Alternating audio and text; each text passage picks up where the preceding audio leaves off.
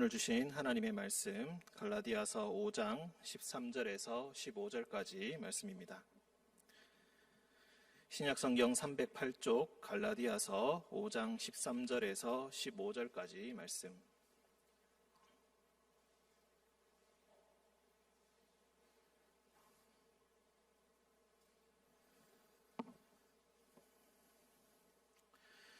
네, 13절은 제가, 14절은 여러분이, 15절은 함께 읽도록 하겠습니다. 형제들아, 너희가 자유를 위하여 부르심을 입었으나 그러나 그 자유로 육체의 기회를 삼지 말고 오직 사랑으로 서로 종노릇하라.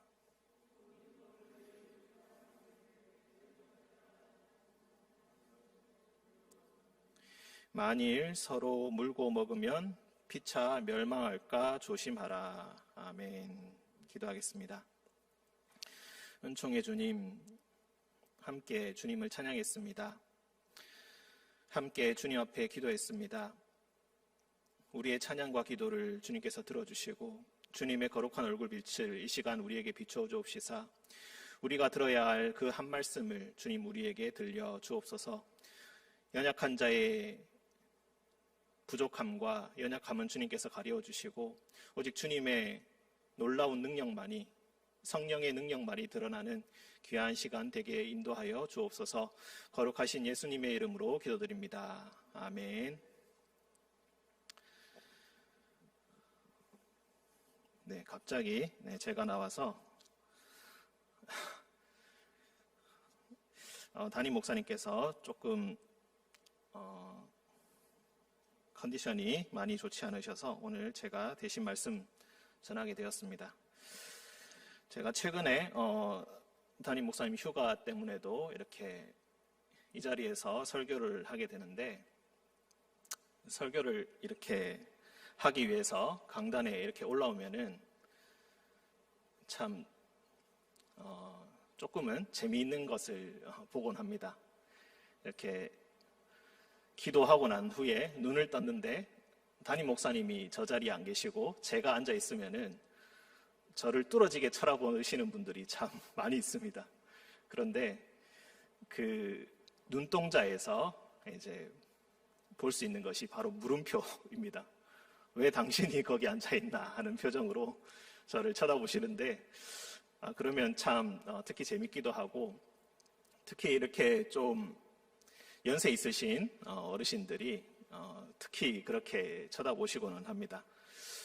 네, 모르는 사이에 담임 목사가 바뀌었나 그렇게 생각하시지는 않으시겠지만 어쨌든 그 눈빛을 보면서 참 재밌다는 그런 생각을 했습니다. 우리 이 시간에 우리 서로를 보면서 한번 인사했으면 좋겠습니다. 주님께서 우리에게 자유를 주셨는데 우리에게 주어진 그 자유를, 이 시간에 주어진 우리의 그 자유를 주님께 예배하는데 우리가 선택했습니다. 우리 서로 잘 선택하셨습니다. 이곳에 잘 오셨습니다. 우리 서로 돌아보면서, 앞뒤 좌우로 돌아보면서 우리 인사하겠습니다. 네, 참 잘 오셨습니다. 코로나 때문에 직접 와서 대면으로 예배 드리는 것이 생각보다 쉽지 않은 선택이란 것 잘 알고 있습니다. 반드시 와야 된다고 그렇게 강요할 수도 있겠지만 특히 오신 분들을 격려해드리고 많이 축복을 해드리고 싶습니다. 여러분의 선택이 여러분의 신앙에 반드시 큰 진보를 이루게 되고, 특히 어려울 때에 선택하신 그 선택이 반드시 주님께서 그것을 보시고 그 행한 대로 주님께서 갚아주시리라 굳게 믿습니다. 네, 이 시간에 우리는 불편하고 힘겨운 자유라는 그런 제목으로 오늘 말씀을 나누기를 원합니다. 오늘 13절에 보시면은 너희가 자유를 위하여 부르심을 받았다라고 하면서 자유에 대해서 이야기하고 있습니다. 얼마 전에 한 권사님과 통화를 하다가 이런 이야기를 들었습니다. 강한 지도자가 있으면 좋겠다. 강한 영적인 지도자가 있었으면 좋겠다. 코로나19로 시절이 많이 어렵고 많은 것들이 닫혀 있고 어렵고 때로는 궁지에 몰려 있는 이런 상황 가운데서 어떤 것을 선택해야 할지, 어떤 길로 가야 할지, 어떤 것이 정말로 주님의 뜻인지 분간하기가 참 힘들고 괴롭다라고 하시면서 누군가가 나타나서 여러분들은 이 길로 가야 합니다 라고 하면서 확실하게 이야기를 해주었으면 참 좋겠다라고 그렇게 얘기하시는 것을 들었습니다.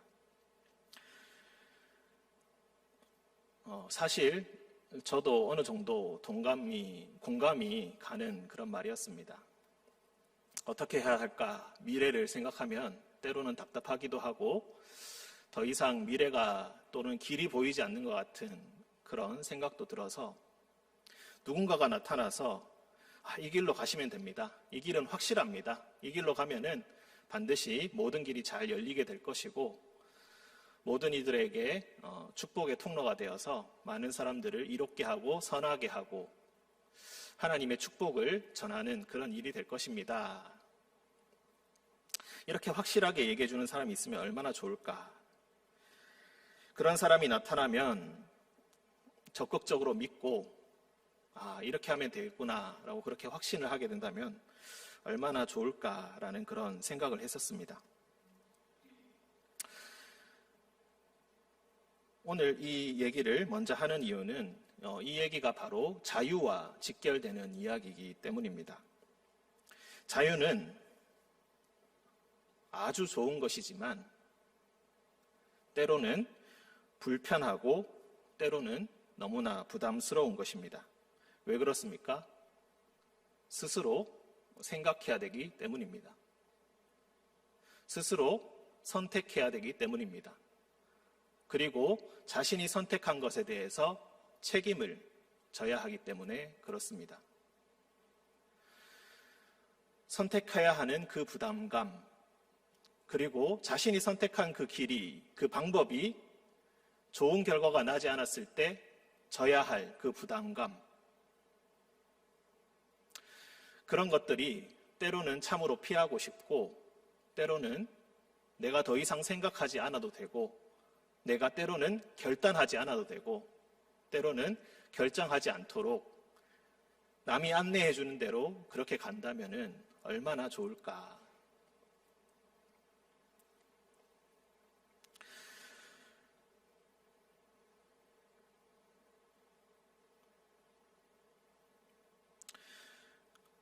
우리는 부담스럽긴 하지만 자유를 사랑하기도 합니다.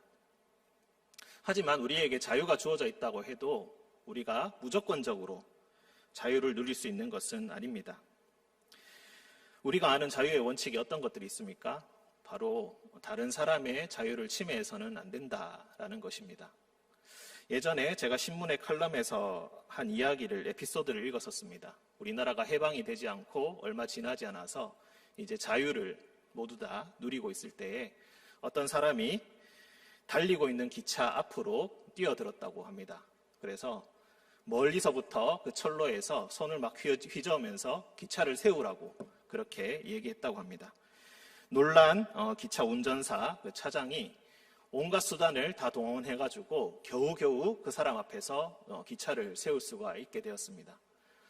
그 기차 차장이 너무 놀래서 이제 기차에서 내려서 그 사람에게 달려가서 왜 기차를 세웠습니까? 무슨 급한 일이 있습니까? 이렇게 물어보니까 그 사람이 담배를 물고 있다가 담배를 땅바닥에다 휙 던져서 발바닥으로 비벼 끄고는 아무 이유 없습니다.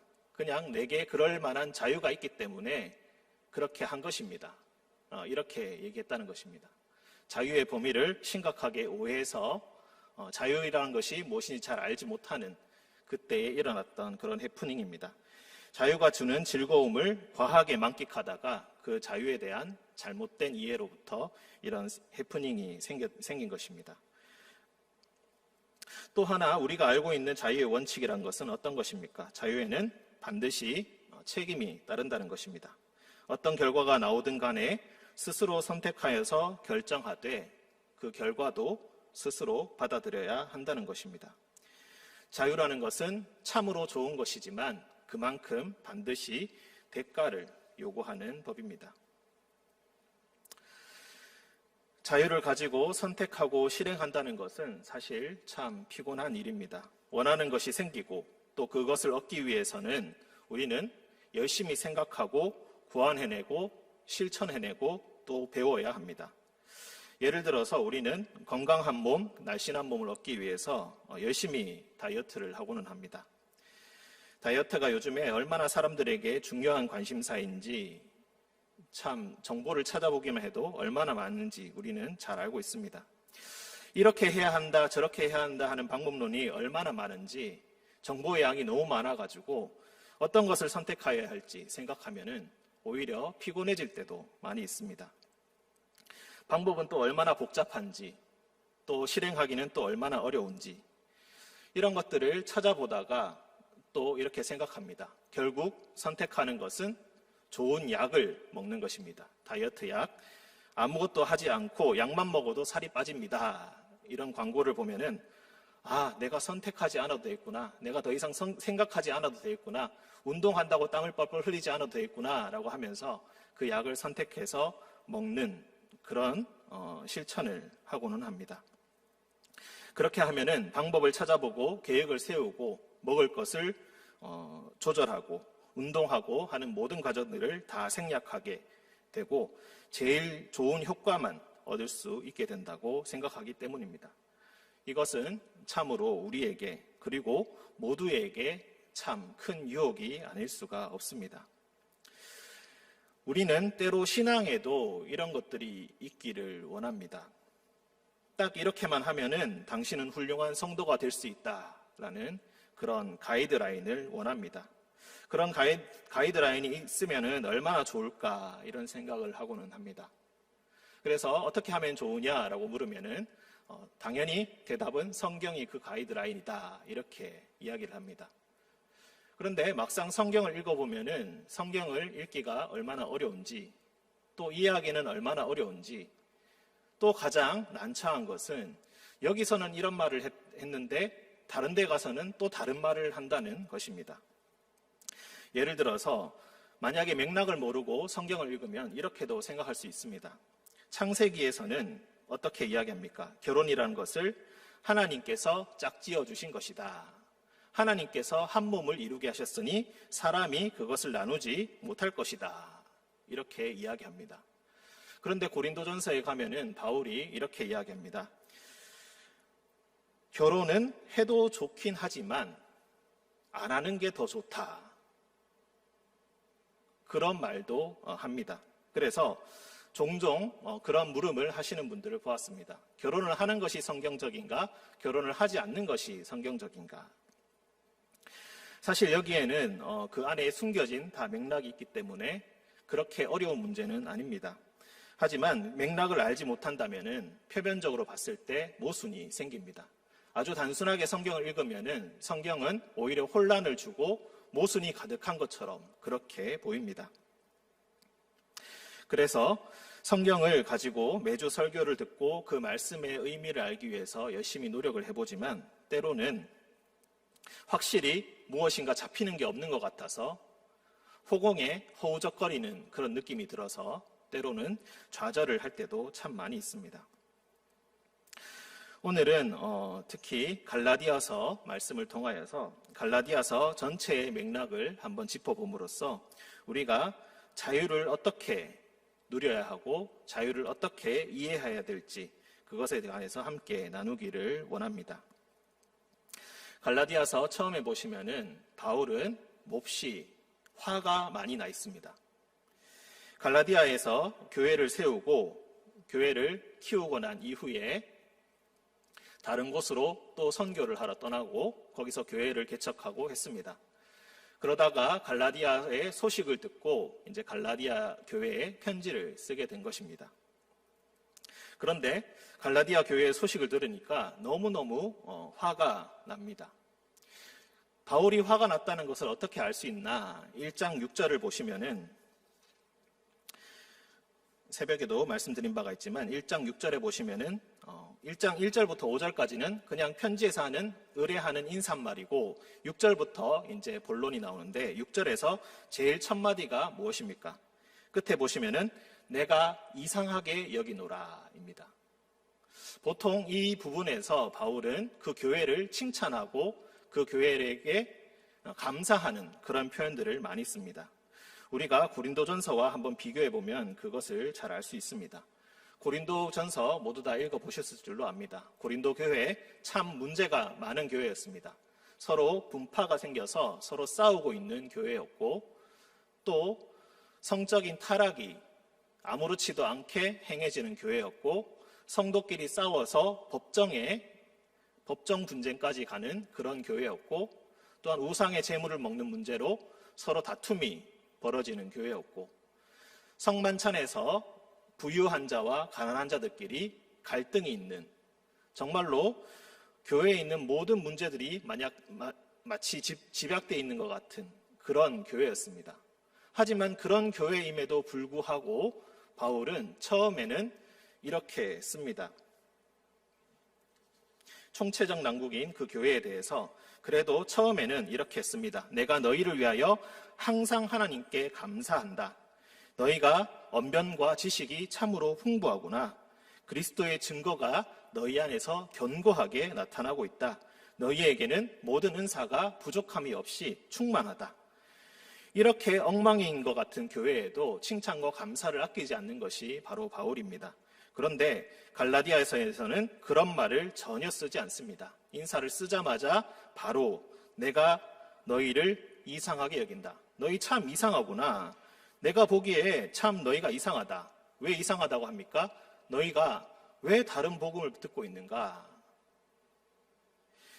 다른 복음이 무엇이길래 바울이 이렇게까지 화를 내는 것일까요? 그런데 우선 다른 복음이 무엇인지에 대해서는 바울이 이야기하지 않고 1장과 2장에서 갑자기 자기의 이야기를 합니다. 내가 어떻게 복음을 접하게 되었고 복음 사역을 하게 됐는지 그 경위를 이야기해 줍니다. 다메섹으로 가다가 예수님을 만나게 되었습니다. 부활하신 예수님을 만나게 되고 난 다음에 극적인 회심을 경험했습니다. 그리고 처음에 3년 동안은 예수님을 만나고 처음에 3년 동안은 예루살렘에 가지 않았다라는 것을 굳이 이야기합니다. 그리고 3년 후에 올라갔다가 3년 후에 갔을 때에도 주의 형제 야고보만 만나고 내가 내려왔다. 1장 19절에 보시면은 주의 형제 야고보 외에는 내가 다른 사도들을 전혀 만나지 못했다라고 이야기합니다. 한마디로 내가 처음에 사도들을 만나지 못했다는 것을 지금 강조해서 이야기합니다. 그리고 난 다음에 14년이 더 지난 후에 그때 비로소 예루살렘에 올라가서 이제 사도들을 다 만나게 되었는데 사도들과 여러 가지 이야기를 많이 나누었다. 많이 나누면서 했던 말이 우리가 서로 방법이 다르고 또는 모습이 다르고 복음을 전하는 방식이 다르다 할지라도 서로가 똑같이 예수 그리스도의 복음에 서 있다는 것을 서로 확인하였다. 그러니 베드로는 할례 받은 자들에게 전도하는 할례자의 사도로 그리고 바울과 그 일행은 이방인의 사도로 부르심을 받았다는 것을 서로 인정하고 서로 악수하고 서로의 역할을 서로의 사역을 지지하기로 악수를 하면서 그렇게 서로를 인정하였다 이런 이야기를 합니다. 그리고 또 뒤에 넘어가면은 역으로 반대로 이렇게 얘기합니다. 베드로가 외식하는 장면을 내가 보았다. 그리스도의 복음의 진리에 따르지 않고 조그마한 잘못을 저지르게 되었는데 내가 그 잘못을 보고 베드로를 오히려 꾸짖었다라고 이야기합니다. 한마디로 자신은 베드로에게 종속된 사도가 아니라 베드로와 동등한 입장에 선 사도라는 것을 강조하고 있고 그리고 베드로의 제자나 베드로의 밑에 있는 사람이 아니라는 것 오히려 베드로를 꾸짖을 수 있을 만큼의 복음의 사람이 되었다는 것을 그렇게 이야기하고 있는 것입니다. 먼저 그렇게 이야기를 하고 난 이후에 이제 그리스도의 십자가 외에는 내가 자랑하지 않는다는 말과 함께 3장과 4장과 5장에 가시면은 율법과 할례에 대해서 이야기합니다. 사실 3장부터 5장까지는 굉장히 이해하기가 어렵고 5장 12절까지, 오늘 말씀이 5장 13절부터 15절인데 5장 12절까지 율법과 할례에 대해서 이야기를 하고 있습니다. 이렇게 저렇게 여러 가지 이야기를 하지만 쉽게 이야기하면은 이것입니다. 너희가 율법을 다 지킬 필요가 없다. 또 너희가 할례를 받아야 할 이유가 없다. 할례를 받지 않아도 상관이 없다라는 그런 이야기를 합니다. 그래서 우리가 추측해 볼 수 있는 것은 이것입니다. 다른 복음이 어떤 것입니까? 예수 그리스도를 믿기 위해서는 예수 그리스도를 믿는 믿음만 가지고 되는 것이 아니라 율법도 잘 지켜야 하고 할례도 받아야 된다라고 주장하는 사람들이 생겼다는 것입니다. 그런데 그 사람들이 바울이 떠나고 난 다음에 갈라디아 교회에 찾아와가지고 복음을 전하노라, 내가 새로운 복음을 전하노라, 바울이 했던 말 잘못된 말이다. 너희들 율법 지켜야 하고 너희들 지금 다 할례 받아야 한다. 너희가 유대인과 같이 되어야지 너희가 구원을 받는 것이지 그리스도를 믿는 믿음만 가지고 구원을 받는 것이 아니다라고 그렇게 주장했다는 것입니다. 그런데 바울은 여기서 자유를 이야기합니다. 그 자유라는 것은 첫 번째 1차적인 의미로 율법을 지키지 않아도 된다는 것이고 할례를 받지 않아도 상관이 없다는 것입니다. 그런데 조금 더 읽어보면은, 조금 더 자세히 읽다 보면은 절대로 할례를 받지 말라고 합니다. 특히 할례를 가지고 절대로 받아서는 안 된다라고 이야기하는데, 사실 또 중간에는 또 이런 표현도 나옵니다. 할례를 받든지 안 받든지 크게 상관은 없다. 이런 구절이 두 군데 나오고, 그리고 하지만 할례를 받지는 말아라. 그렇게 이야기합니다. 자유롭게 해도 괜찮다라고 하는 것과 절대로 그것을 따라서는 안 된다라고 하는 말이 사실 모순되어서 보입니다. 할례를 받든지 안 받든지 상관이 없다면은 그냥 자신이 선택해서 할례를 받으면 되고 받지 않으면 되지, 그리스도에 대한 믿음이 흔들리지 않는다면은 자신이 행한 선택대로 하면 되지, 왜 그렇게 이야기하고 있는 것인가? 왜 할례를 받는 것을 자유를 뺏긴다라고 얘기하고 있고, 왜 그것이 너희를 종의 멍에를 짊어지는 일과 같은 것이다 라고 이야기하고 있는 것인가? 그래서 이런 것들을 이해하기가 사실 조금 어려운 면들이 분명히 있습니다. 자유를 이야기하는 것인지 또 다른 구속을 이야기하는 것인지 조금은 헷갈리게 그렇게 이야기합니다.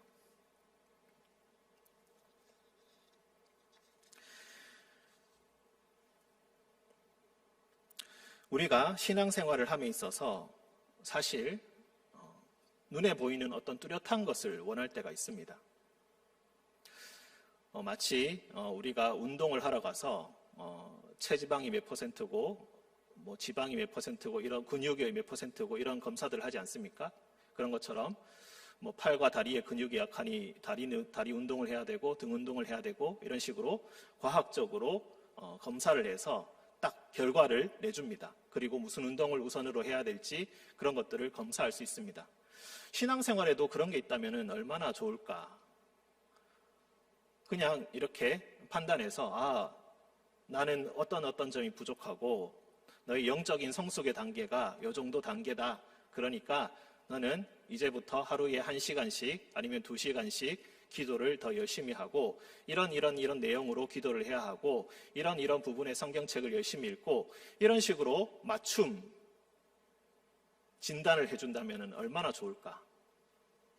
이렇게 해야 됩니다라고 명확하게 그 방향을 가르쳐 준다면 얼마나 신앙생활하기가 더 용이하고 더 편할까? 표현을 달리해서 그렇지 사실 율법과 할례라는 것이 바로 이런 것입니다. 율법은 수많은 규칙들의 모음입니다. 잘 알고 계시다시피 안식일을 지켜야 하고 안식일에는 절대로 노동을 해서는 안 되고 이런 식의 많은 규정들이 있습니다. 그리고 그 규정들을 잘 지킬 때 그는 하나님께 대하여 신실한 사람이다 라고 이야기합니다. 할례를 받은 자, 하나님의 백성으로 인친 자다. 이 사람은 하나님께서 선택하신 자다. 그러니 이 사람은 하나님께 특별한 사람이다. 그런 표시가 되어 있는 것입니다. 그런 게 있다면 얼마나 편하고 얼마나 안심이 되겠습니까? 얼마나 믿음이 확고해지겠습니까? 하지만 오늘 말씀에서 바울은 그런 것들 포기하라고 이야기합니다. 그러면서 하는 말이 이것입니다. 그런 식으로 판단하고 그런 식으로 눈에 보이는 무엇인가를 만들어내고 어떤 단계를 만들고 어떤 목적을 정하고 순차적으로 목적을 실현해 나가는 그런 일련의 과정들, 모든 사람에게 공통적으로 적용될 수 있는 성숙의 과정이라든지 그런 것들은 존재하지가 않고 그런 것을 만들고 그런 것을 따르다 보면은 결국 성령의 도우심을 의지하지 않게 되고 육체의 일을 추구하게 된다. 자, 오늘 말씀 뒤쪽에 5장 16절을 보시면은 내가 이르노니 너희는 성령을 따라 행하라. 그리하면 육체의 욕심을 이루지 아니하리라. 육체의 소욕은 성령을 거스르고 성령은 육체를 거스르나니 이 둘이 서로 대적함으로 너희가 원하는 것을 하지 못하게 하려 함이니라. 어떤 과정을 만들고 어떤 성숙의 정도를 체크할 수 있고 이렇게 되면은 그것 자체가 육체의 소욕을 만족해 하는 일이 된다라는 것입니다. 왜 그렇습니까? 그렇게 확실하게 판단하게 되면은 형제들끼리 서로 비교할 수 있게 됩니다. 누가 더 나은지, 누가 더 열등한지를 한눈에 파악할 수 있게 됩니다. 너 이 정도까지밖에 못했지? 내가 더 믿음이 깊은 사람이야. 이렇게 이야기할 수 있다는 것입니다. 너 할례 받았어? 난 할례 받았는데 나는 네가 아무리 하나님의 말씀을 잘 순종하고 그리스도에 대한 믿음을 굳건히 가지고 있다 하더라도 나는 너보다 더 하나님께 특별한 사람이야. 나는 태어난 지 8일 만에 율법대로 8일 만에 할례를 받은 사람이거든. 이렇게 주장할 수 있다는 것입니다. 그런데 이렇게 판단하는 모든 생각과 형제들 간의 나눔이 성령의 도우심을 입은 하나님의 일이 아니라 육체의 소욕을 만족해 하는 그런 행위에 불과하다. 그러니 그런 종의 멍에를 매지 말고 너희는 자유를 선택하여라. 선택해야 하는 부담감, 때로는 어디로 가야 할지 모르는 그런 막막함. 하지만 그런 것들을 견뎌내고 너희는 성령의 도우심을 따라 살아가야 하는데 그렇다면은 눈에 보이는 것은 아무것도 없을 수밖에 없는가? 그렇지는 않습니다. 목표가 있습니다.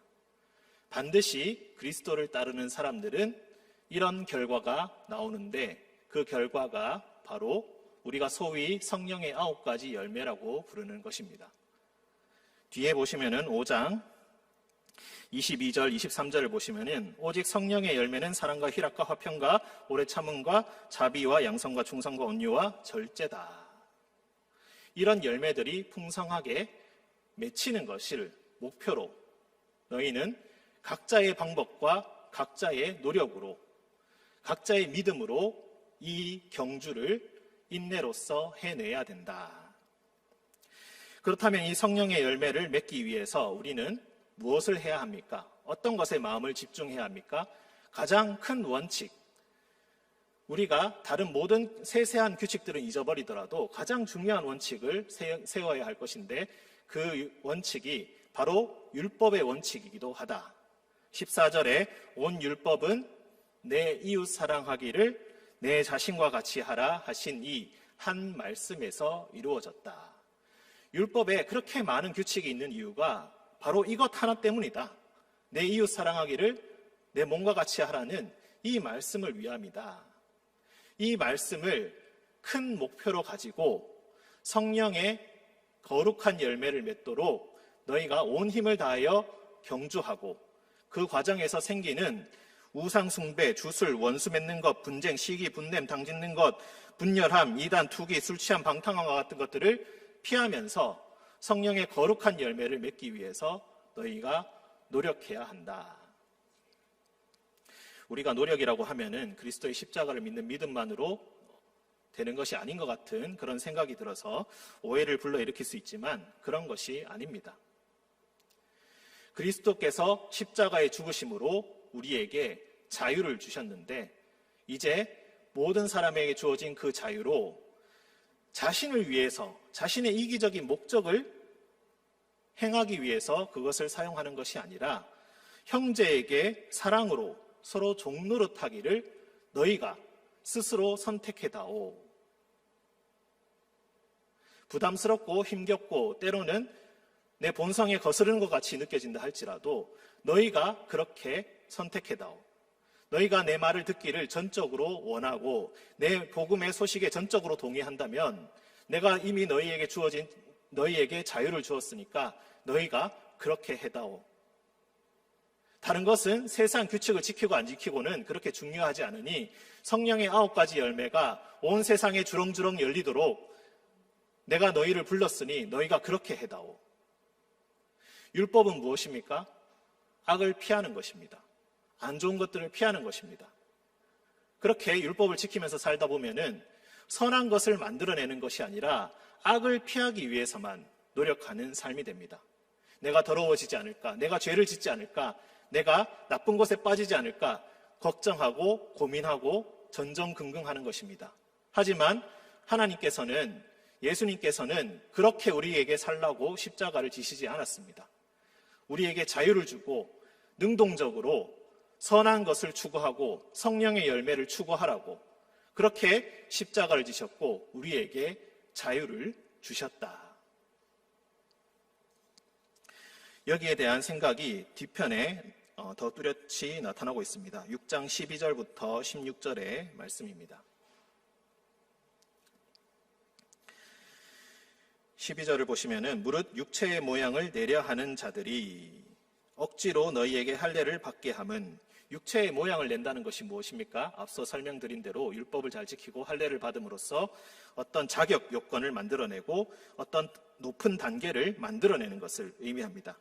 억지로 너희에게 할례를 받게 하려 한다. 갈라디아 교인들에게도 너희가 할례를 받아야 한다. 이렇게 이야기합니다.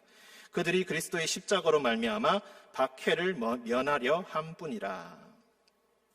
할례를 받은 그들이라도 스스로 율법은 지키지 아니하고 너희에게 할례를 받게 하려는 것은 그들이 너희의 육체로 자랑하려 함이라. 지금 너희에게 할례를 받으라라고 이야기하는 것은 정말로 하나님의 뜻을 따르기 위함이 아니라 다른 생각이 있다는 것입니다.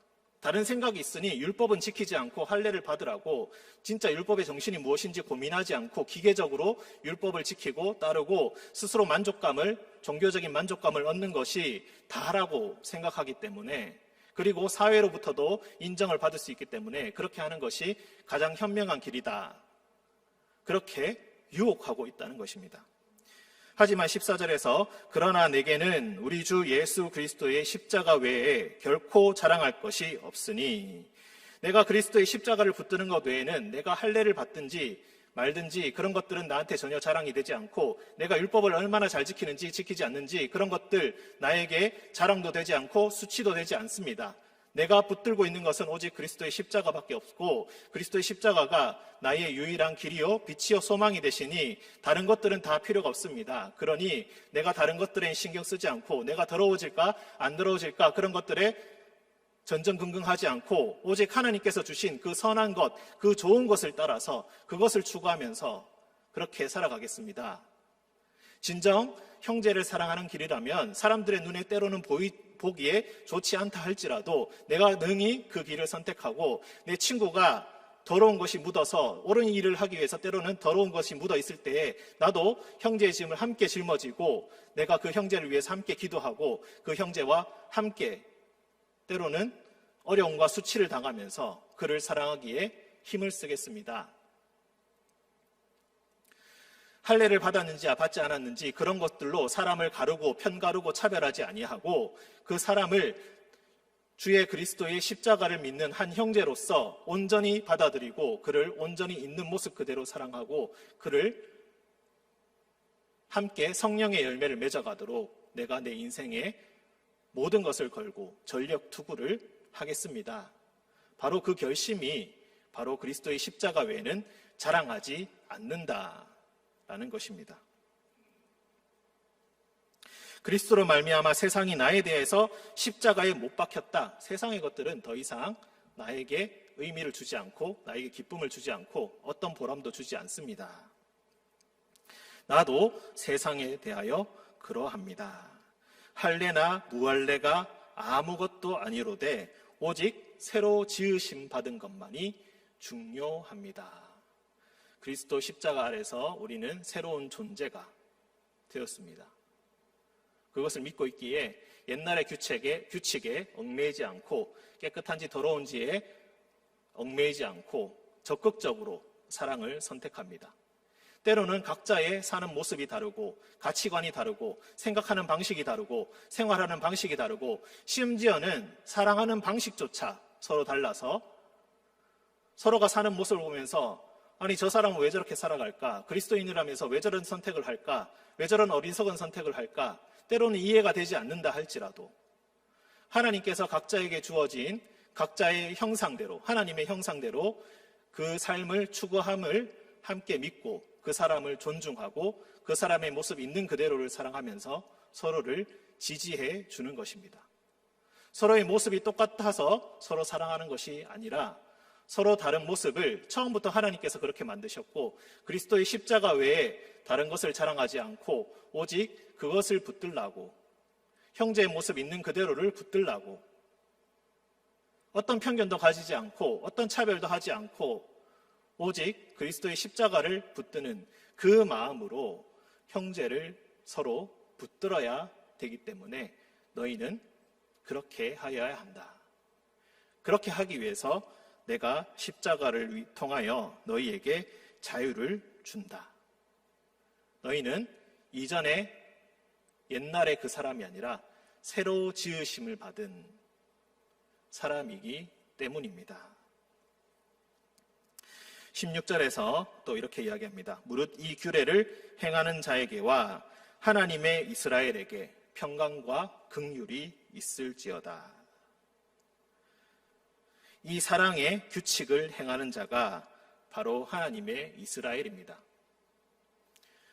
율법을 잘 지키고 할례를 받았다고 해서 하나님의 이스라엘이 되는 것이 아닙니다. 어떤 단계를 거치고 수많은 노력을 했다고 해서 그것이 우리의 자랑이 될 수가 없고 그것이 하나님의 이스라엘로 자동으로 들어가게 해주는 것이 아니라는 것입니다.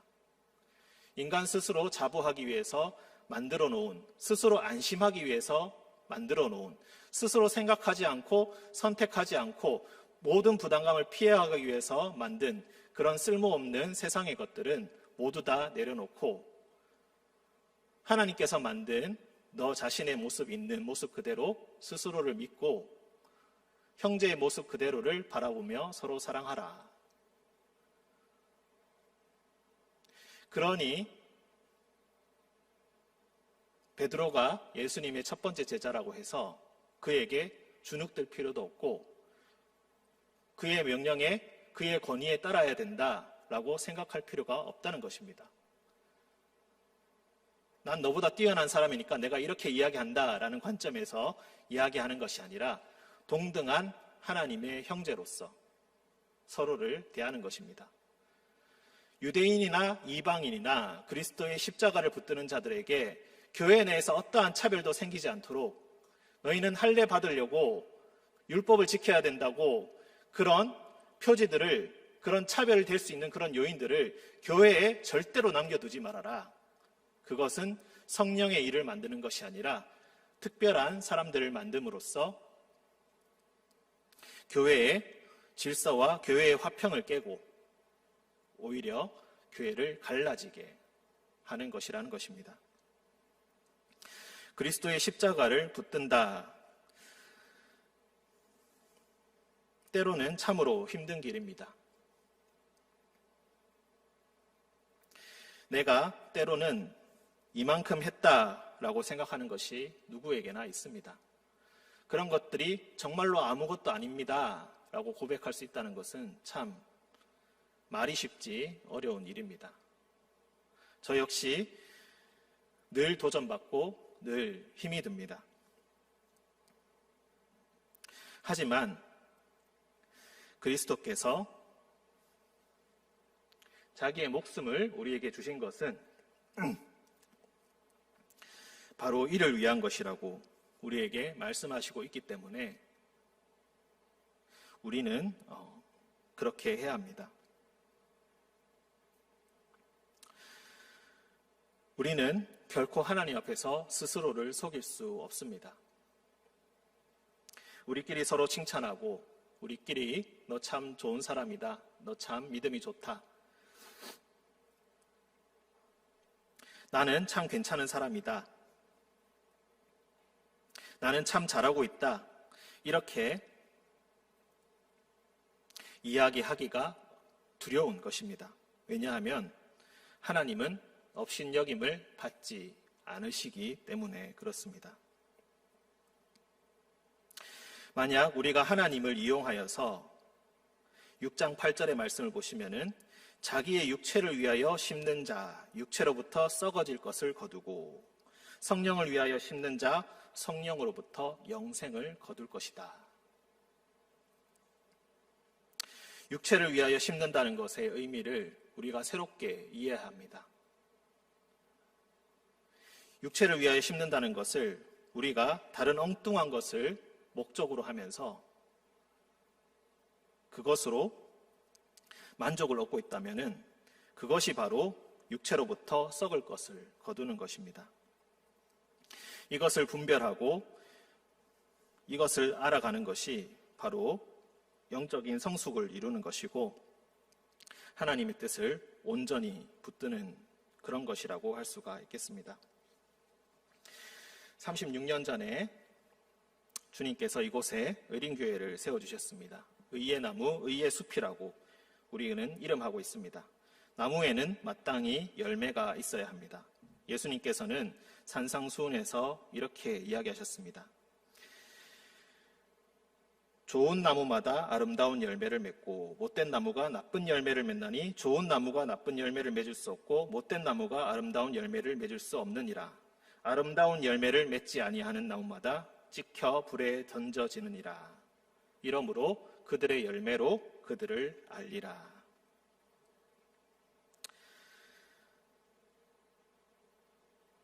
우리에게 성령의 열매가 있기를 원합니다. 의의 나무라고 우리가 자처한다면 반드시 이 성령의 열매가 있어야 할 것입니다. 때로는 옳고 그름이 잘하고 못하고가 단숨에 판명되지는 않습니다. 때로는 각자의 방식이 다르고 생각이 달라서 갈등할 때도 있습니다. 하지만 자신의 있는 모습 그대로, 형제의 있는 모습 그대로, 그리고 선하게 지으신 하나님 형상 그대로, 그리고 우리를 자유케 하신 그리스도의 뜻대로 성령의 열매를 맺어가시는 우리 모든 의의 나무 되시기를 주님의 이름으로 축원드립니다. 함께 기도하겠습니다. 은총의 하나님, 의의 나무들을 부르사 의의 숲을 이루게 하시고 십자가로 주신 자유를 누리게 하시니 감사합니다. 성령의 열매를 맺기 위해 각자 또한 함께 우리에게 부여된 자유를 통해 최선의 경주를 하게 하시고 믿음의 주여 온전하게 하시는 이인 예수를 바라볼 때에 모든 어려움, 모든 부끄러움, 모든 환난을 개의치 않고 너끈하게 이겨낼 수 있는 힘을 우리에게 허락하여 주옵소서. 항상 선을 행할 때에 낙심하지 않게 하시고 무엇을 심든지 그대로 거두게 하시는 하나님을 신뢰하고 가장 두려워하며 성령을 위하여 심고 영생을 거두는 축복을 우리에게 허락하여 주옵소서.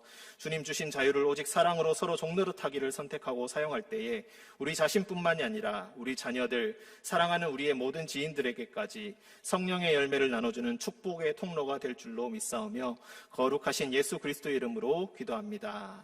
아멘.